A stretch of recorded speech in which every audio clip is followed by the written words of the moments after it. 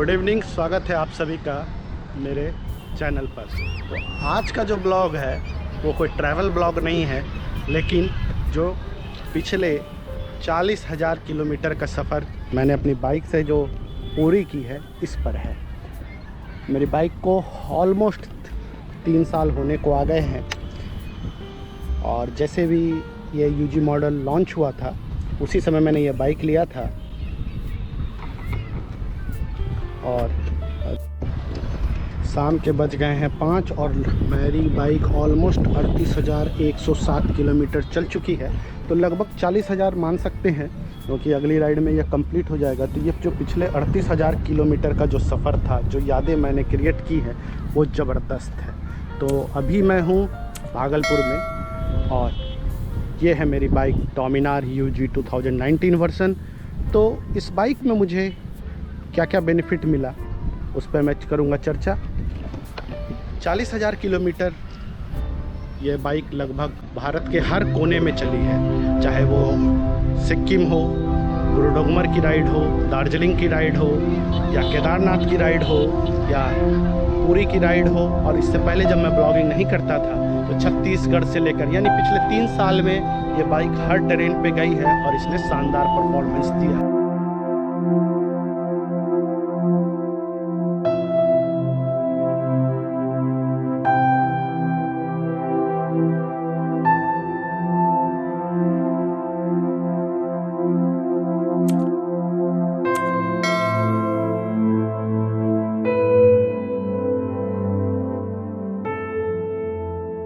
की समस्याओं का भी सामना करना पड़ा है।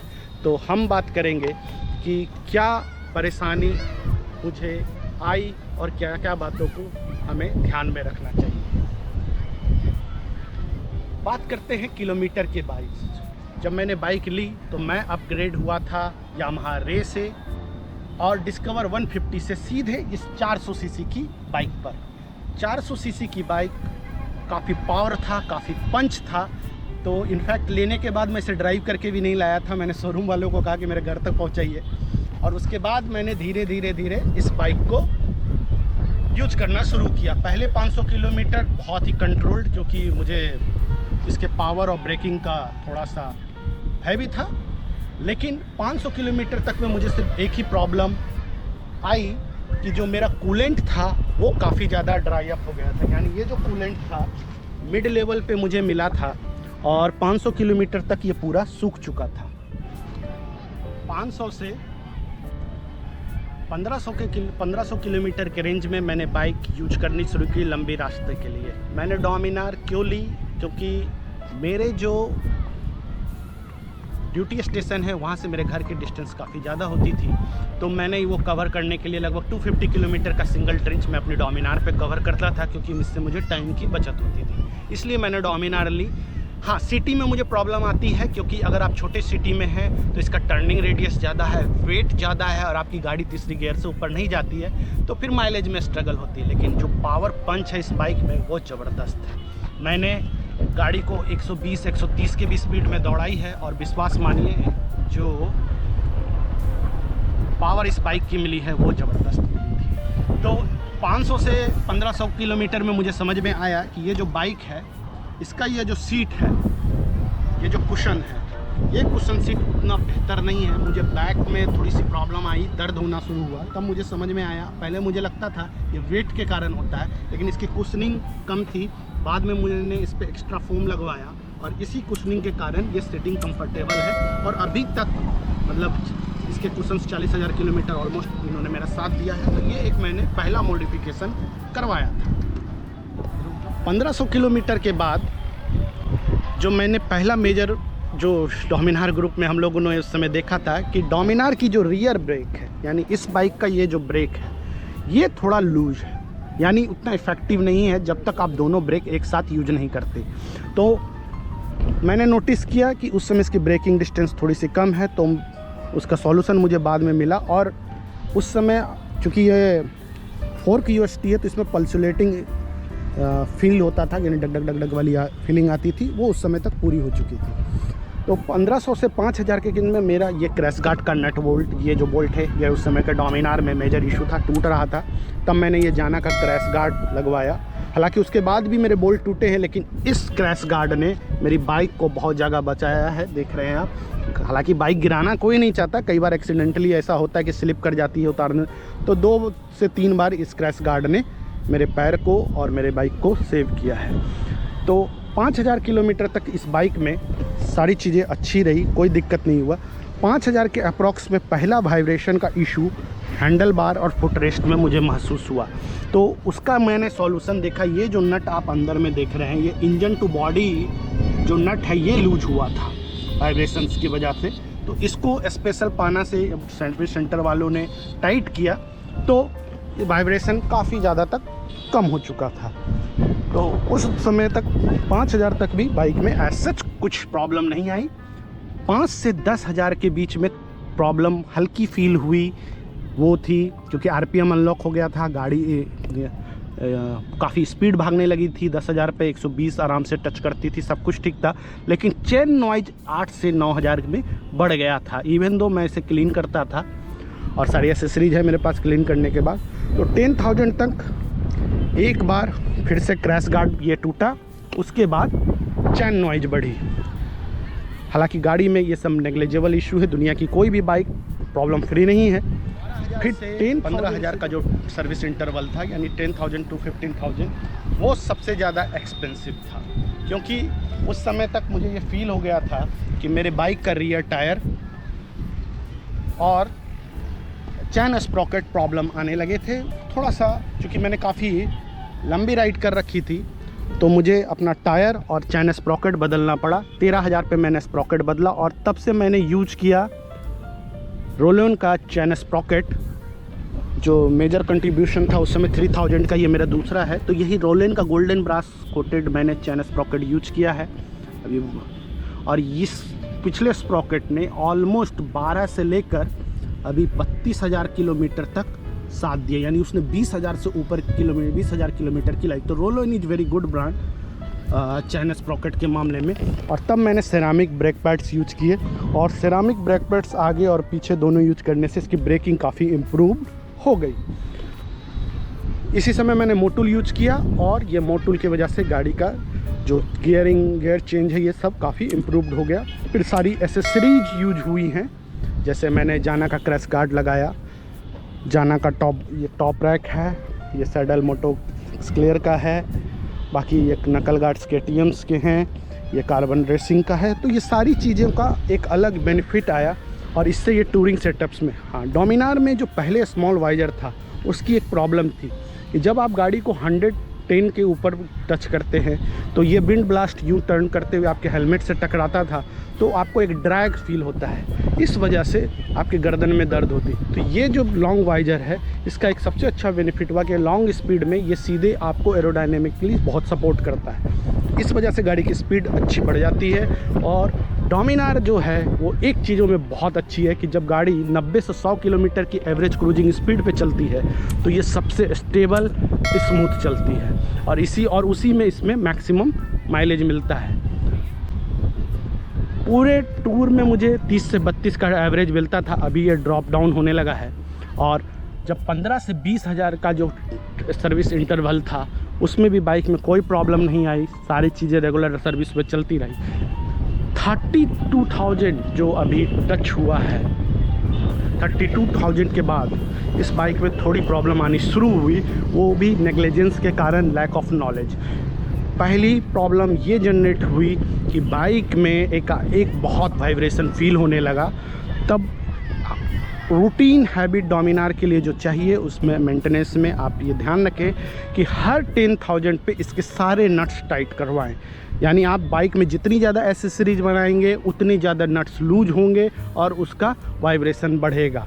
चूँकि हम जब लॉन्ग टूर्स करते हैं या लंबी यात्रा करते तो सारे लोड आपके, चाहे वो सैडल बैग हो, टॉप बैग हो, या टॉप रैक हो, टॉप बॉक्स हो, ये लोड इस सॉकर पे होता है। 32,000 पे मेरा सॉकर हल्का सा डाउन हो गया, तब मुझे फील हुआ कि मेरी बाइक थोड़ी सी धसी हुई है।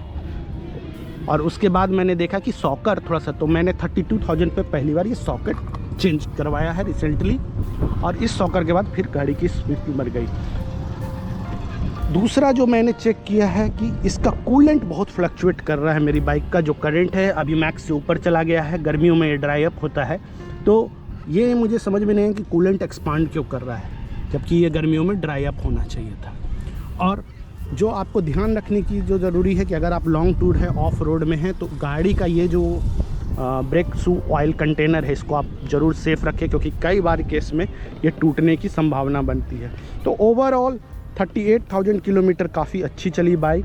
इसके कस्टमाइजेशंस में आपको 2-3 चीज़ों का बहुत ध्यान रखना है, स्पेशली जो ये USD फोर्क है, ये स्टेबल बहुत है, कंफर्टेबल है, लेकिन यहाँ पर जब आप ऑफ रोडिंग में जाएंगे तो आपको दिक्कत होगी, क्योंकि शॉकर को कटने की संभावना। तो इसे रैप रखें या इसे आप कवर करके रखें तो ये ज़्यादा बेहतर होगा। दूसरा जो इस पर सबसे इम्पॉर्टेंट फैक्टर आता है कि आपकी बाइक ऑफ रोडिंग के बहुत लंबे दौरान के बाद, जैसे मेरे इस लेफ़्ट हैंडल बार पे जो वाइब्रेशन इंक्रीज हुआ, तो अंदर का एक बुश कट गया था, तो ये पूरा बुश का एक बोल्ट होता है, उसे आपको कवर करना पड़ा था। तो जो भी 38,000 के किलोमीटर के ये जो सफ़र रहा, इसमें बहुत जगह गाड़ी ने अच्छा परफॉर्म किया, लेकिन एक मेजर इंस्टेंट जो बाइक बंद होने की हुई थी वो हुई थी केदारनाथ में, और वो भी मेरी ही नेग्लिजेंस थी, क्योंकि मुझे होटल वाले ने कहा था कि टेम्परेचर ड्रॉप डाउन बहुत ज़्यादा हो जाएगा, आप गाड़ी को स्टार्ट करके फिर बंद करके सोएंगे। तो मैंने ये नहीं किया। तो नेक्स्ट डे रात में शायद -8 डिग्री टेम्परेचर था सोनप्रयाग के आसपास, तो मेरी बाइक की बैटरी कंप्लीट रैप आउट हो गई, पूरी ड्रेन डाउन हो गई। तो उस समय मुझे पसीने छूट गए से स्टार्ट करने में। आप अगर ये सोचेंगे कि डोमिनार को आप ढकेल कर फिर गियर में कर लेंगे, इट्स वेरी टफ। तो मेरे फेलो राइडर थे, तो हमारे पास टो केबल था, टो केबल से टो करके कुछ दूर तक हमने ढलान में इसको किया, फिर वो स्टार्ट हुई। उसके बाद मैंने उसको बैटरी को बदला। तो अगर आप लंबे सफ़र में चलते हैं तो कोल्ड रीजन्स में ये ध्यान रखें, और 2.5 साल के बाद ऑटोमेटिकली कोशिश करें, अगर आप रिमोट एरिया में ट्रैवल करते हैं तो इसकी बैटरी बदलें, और स्पार्क प्लग ज़रूर बदल दें 20,000 किलोमीटर पर। उसके बाद हालांकि बजाज इसके लिए रिकमेंडेड नहीं करेगा कि इसके सर्विस स्पैन और है, लेकिन कंसिडरिंग द जोग्राफिकल सिनारियो ये सारी चीज़ें एडवाइजेबल होती हैं। अभी रिसेंटली 35,000 के बाद मेरे इंजन का हीट सिंबल, जो ये वाला सिंबल है, ये ऑन होने लगा था। तो इसका एक इशू ये निकल के आया कि मेरे टैंक में जो फ्यूल फिल्टर था और जो थ्रोटल बॉडी थी वो गंदी हो गई थी। तो फ्यूल फिल्टर मैंने चेंज कराया, थ्रोटल बॉडी को मैंने क्लीन कराया, जिसका लास्ट व्लॉग आपने देखा होगा। और ओवरऑल ये कहा जाए कि ये जो डोमिनार है, it's a budget friendly bike. इसका सर्विस कॉस्ट मुझे नहीं लगता, सिर्फ सर्विस की बात करूँ और टायर वगैरह की प्राइस छोड़ दी जाए, क्योंकि अगेन वो डिपेंड करता है, तो बहुत ज़्यादा एक्सपेंसिव नहीं पड़ा है जैसे और बाइक्स में पड़ता है। मोटुल अब डल रहा है, और ओवरऑल मैंने जो जगह घूमा है वो ज़बरदस्त है। ज़बरदस्त लोकेशंस पे गया, कंप्लीट ऑफ रोड, ब्यूटीफुल हिली टेरेन, ये सारी जगह। और सबसे अच्छी चीज़ जो डोमिनार 2019 मॉडल में मुझे लगी, ये इसका मिरर, ये बहुत ही स्टर्डी और मजबूत रहा। और इसका USD फोर्क बहुत अच्छा अभी परफॉर्म कर रहा है। अभी तक मैंने इसे चेंज नहीं किया, नेक्स्ट सर्विस में इसका USD फोर्क ऑयल चेंज होगा, क्योंकि 40,000 किलोमीटर यानी अपने लाइफ से रिकमेंडेड लाइफ से ये ज़्यादा चल चुका है। बहुत सारे लोग पूछते हैं कि डोमिनार के लिए कौन सा टायर होगा। मैंने अपोलो अल्फ़ा H1 दोनों जगह लगा रखा है, बहुत ही अच्छा टायर है स्पेशली हाईवे के लिए। लेकिन जब आप अगर ऑफ रोडिंग और स्पेशली रिसेंट मानसून में जो मैं सिक्किम और नाथुला की राइड की थी, उसमें मेरी बाइक बहुत स्लिप कर रही थी। तो दोनों टायर्स के, ऑफ रोड टायर्स के आपके ये दिक्कत होगी कि वो कॉर्नरिंग के लिए आपको उतनी अच्छी ग्रिप नहीं दे पाएगा। अपोलो हाईवे में बहुत ही ज़बरदस्त ग्रिप करता है, ब्रेकिंग बहुत ही अच्छी है। तो टायर्स अगेन अपने कंफर्ट और अपने रिक्वायरमेंट के हिसाब से लगानी चाहिए। हाँ, डोमिनार के पेंट का मेंटेनेंस बहुत अच्छा इम्पॉर्टेंट है। 40,000 किलोमीटर तक में मैंने इसे फोम वाश घर में खुद से वॉश किया हुआ है, तो आप इसे मोटुल के पेंट से पॉलिश कर दे तो अच्छा रहेगा। ये इलाका हमेशा वाइट हो जाता है due to the water quality और ये सारी चीज़ें, तो कभी डीजल स्प्रे करा के इसे पॉलिश कर सकते हैं आप, या इसका इंजन पॉलिश आता है तो ये फिर बिल्कुल साइन मैट ब्लैक साइन करने लगती है। तो ऑलमोस्ट 38,000 किलोमीटर चल चुका है। इसमें एक ही प्रॉब्लम जो मैंने 8,000 पे जो फेस की थी वो था इसका गैस्केट निकल गया था। वो उस समय उसकी क्वालिटी थोड़ी सी उस स्तर की नहीं थी ना। जब मैंने दूसरा मंगवा के लगाया तो अभी तक इसका गैस्केट सेफ है, अच्छा है और काम बेहतरीन ढंग से कर रहा है। तो एज सच बाइक में कोई प्रॉब्लम नहीं आई। हाँ, जो रिकमेंडेड है कि आप अपने बॉलेशर्स वगैरह को 15 से 20 हज़ार किलोमीटर पे, 12,000 किलोमीटर जैसी आपकी राइडिंग स्टाइल है उस पर आप चेंज करते रहें। 40,000 किलोमीटर जो ये सफ़र हुआ ये ज़बरदस्त रहा और हर जगह मेरी बाइक ने मुझे अच्छे से पहुंचाया है। काफ़ी अच्छी यादें बनी हैं। आप ब्लॉग देख ही रहे हैं, गुरु डोंगमर की राइड में भी इसने अच्छे प्रॉब्लम के -10 तक, -12 तक कोई प्रॉब्लम नहीं आती है। हीट कंडीशंस में भी कोई प्रॉब्लम नहीं आती है। स्पीड्स में भी नहीं प्रॉब्लम आती है क्योंकि डोमिनार स्टेबल है हाई स्पीड्स पे, जबकि मैंने पूरे लगेज के साथ भी ट्रैवल किया है। कुछ चीज़ें जो अच्छी लगी इसमें, जो फेसबुक में डोमिनार ऑनर्स की जो ग्रुप है वो काफ़ी सपोर्टिव रहा और मुझे ऐसा लगता है कि बजाज वालों ने उसको बहुत ही सीरियसली फॉलो किया, क्योंकि उसी ग्रुप में हम लोगों ने ये पहला मॉडिफिकेशन डाला था। जैसे मेरे में ये USB चार्जर है, मोबाइल माउंट्स पहले यहाँ पे था, अभी मैं राइनॉक्स का यूज कर रहा हूँ। फिर ये वाइजर, लॉन्ग वाइजर, तो नए मॉडल में डोमिनार वालों ने ये सारी चीज़ें इंक्लूड की, इवन टॉप रैक भी इंक्लूड किया है। तो उससे क्या होता है कि जब ये नेकेड वर्जन में था तो पिलन सीट्स को स्पेशली कोई भी बैठता था, इसका पावर पंच इतना अधिक है इनिशियल लेवल पे कि लोगों को डर लगता था। और जो चीज़ मुझे सबसे ज़्यादा अच्छी लगती है ये लगेज स्ट्रैप, इसकी वजह से लगेज बहुत स्टेबल रहता है। तो ओवरऑल बहुत ही अच्छा फीडबैक है, फ्रेंडली है।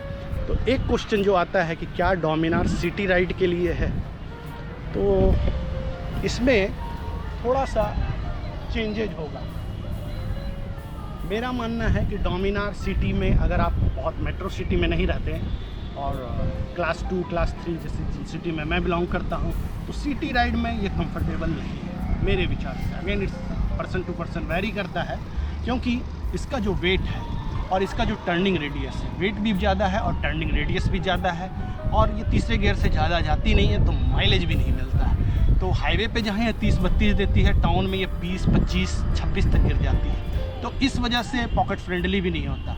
और दोनों बातें हैं, अगर स्पीड चाहिए तो माइलेज नहीं मिलेगा और माइलेज चाहिए तो स्पीड नहीं मिलेगा। तो ये सारे कुछ मेरे अपने 38,000 किलोमीटर्स का जो रिव्यू रहा है वो यही है। उम्मीद है कि आपको ये रिव्यू अच्छा लगा होगा। इसी के साथ ये ब्लॉग यहीं समाप्त होता है। अगर आपका कोई रिव्यू को लेकर कोई कमेंट है या कोई क्वेरी है, या अगर आप कोई प्रॉब्लम फेस आउट कर रहे हैं डोमिनार की, तो आप मेंशन कर सकते हैं, क्योंकि ऑलमोस्ट सारी चीज़ों को मैंने फील किया है। और thanks to again the Facebook community और राइडर्स कम्युनिटी जिन्होंने मुझे हेल्प किया सेकेंडरी डिस्प्ले से लेकर थ्रोटल बॉडी की क्लीनिंग का आइडिया देने के लिए। तो अब ये ब्लॉग यही समाप्त करते हैं। जल्द मुलाकात होगी अगले राइड में, अगले ब्लॉग में।